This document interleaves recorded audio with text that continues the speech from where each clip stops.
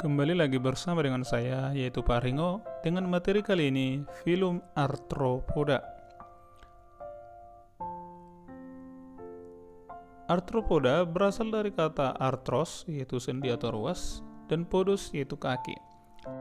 Jadi dapat diambil kesimpulan bahwa kelompok hewan ini memiliki kaki yang beruas-ruas, tampak seperti pada gambar tersebut.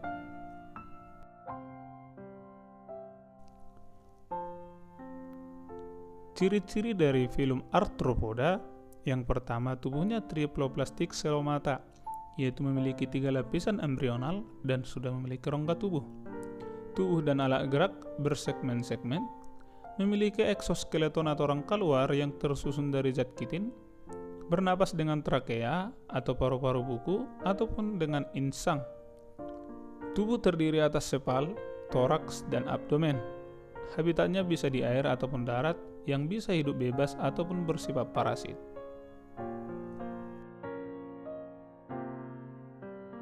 Arthropoda dapat diklasifikasikan ke dalam 4 kelompok. Yang pertama, Crustacea, yaitu kelompok udang-udangan. Kedua, Arachnida, kelompok laba-laba. Ketiga, Myriapoda, yaitu kelompok kelabang. Dan yang keempat, Insecta, yaitu kelompok serangga. Nah, pada pembahasan kali ini, kita akan membahas satu persatu dari masing-masing kelompok yang terdapat pada filum Arthropoda ini. Nah, mari kita saksikan selanjutnya.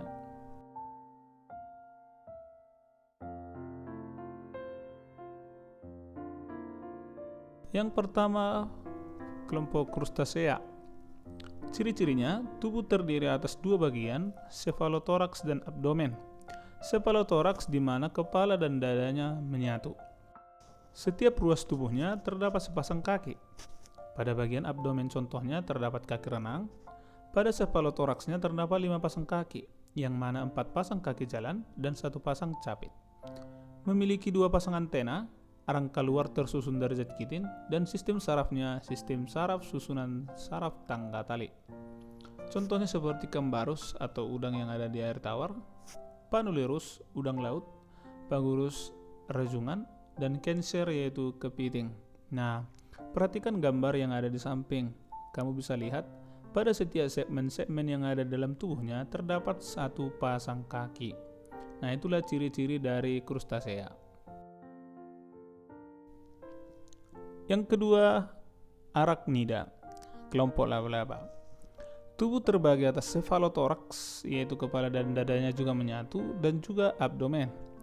Bagian sempit seperti pinggang disebut sebagai pedicel.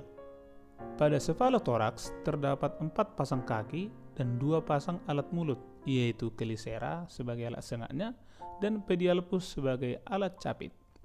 Bernapas dengan paru-paru buku. Nah, sistem peredarannya adalah sistem peredaran darah terbuka, artinya dia tidak memiliki pembuluh darah.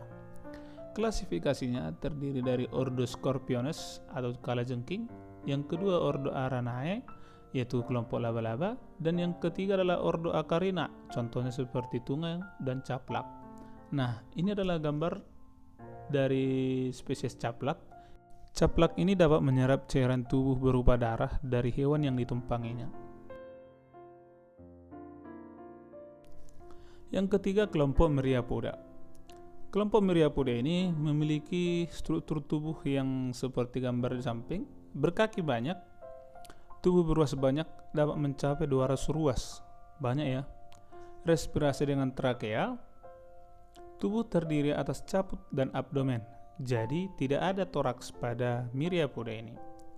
Diklasifikasikan menjadi 2 kelas, yaitu kelas Diplopoda yang memiliki 2 pasang kaki pada setiap segmen tubuhnya, contohnya keluwing atau kaki seribu. Yang kedua, kelas Chilopoda memiliki sepasang kaki pada setiap segmen tubuhnya, contohnya kelabang.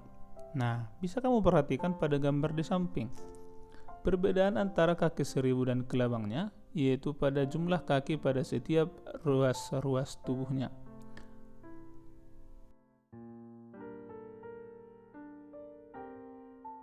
Yang keempat, Insecta atau Hexapoda. Tubuh terdiri atas sepal, toraks, dan abdomen. Jadi ketiga bagian tersebut terpisah. Memiliki 3 pasang kaki. Inilah ciri khas dari hexapoda ini. Memiliki sepasang antena. Toraksnya terdiri dari 3 segmen. Sistem peredaran darah adalah sistem peredaran darah terbuka. Sistem pernapasan dengan trakea, alat ekskresi berupa pembuluh malpighi, dan dalam hidupnya, insekta ini mengalami metamorfosis atau perubahan bentuk tubuh. Metamorfosis ini terdiri atas 2, yaitu metamorfosis sempurna dan tidak sempurna. Metamorfosis sempurna terdiri dari tahapan telur, lalu larva, yaitu seperti ulat, kemudian membentuk pupa atau kepompong, dan lanjut ke imago sebagai serangga dewasa. Sedangkan metamorfosis yang tidak sempurna, contohnya pada belalang, yaitu dimulai dari telur, lalu masuk ke nimfa, dari nimfa langsung menjadi imago. Nimfa ini adalah serangga kecil yang mirip seperti serangga dewasa, tetapi ukurannya lebih kecil. Nah, itulah perbedaan antara metamorfosis sempurna dan tidak sempurna pada insekta. Demikian penjelasan singkat tentang filum Arthropoda, dan jangan lupa mampir lagi untuk mendapatkan penjelasan materi-materi lainnya tentang biologi.